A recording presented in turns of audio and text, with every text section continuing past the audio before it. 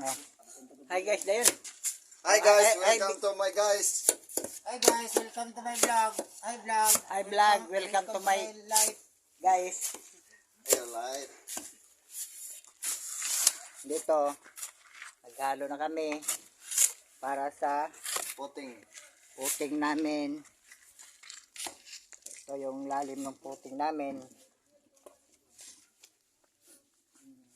150 yung lalim, 120 yung lapad.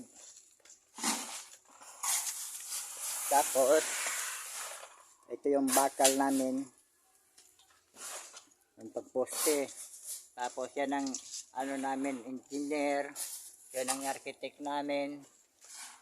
Yun. Ito na yan. Ito yung layout namin hanggang doon. Kabilang poste.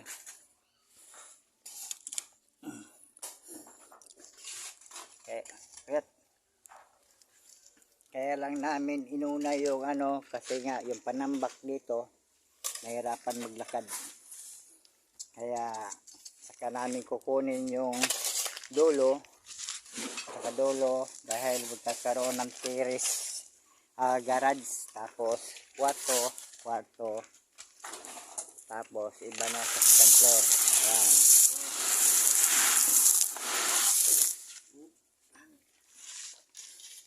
Ito, meron kaming naami dire ay ginhalo. Ito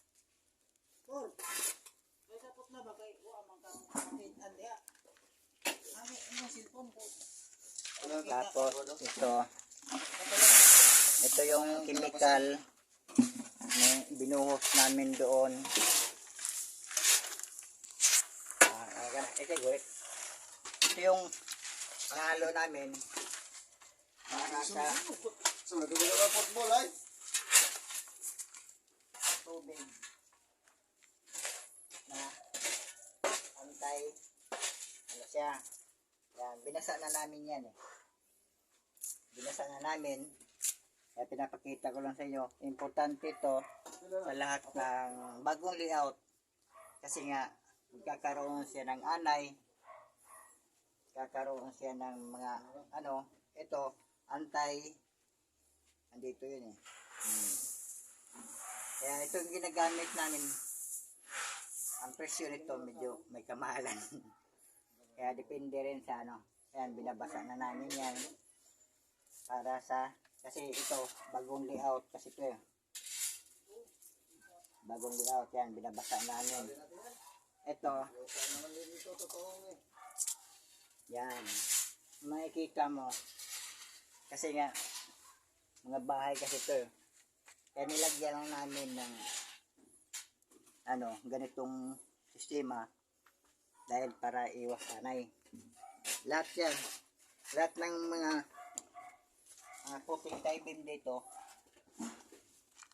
Lahat. Mayroon yung ganito. Nilalagyan namin. Ito, may hukay pa rin kami sa kabila. Ito. Kasi ang lalim ng hukay namin, 150. 150 by 120. 120 yung kwadrado. 150 yung lalim. Tapos magkakaroon pa ng puting taibin dito, poste. Bale, 4 na poste ito, diretso. Ang mangyayari nito, bale 12 na pera, 12 na poste yung kabuuan nito. Kaya yun na. Kaya lang muna namin yung buhos, yung kanto-kanto na yun. Kasi nga yung mga panambak namin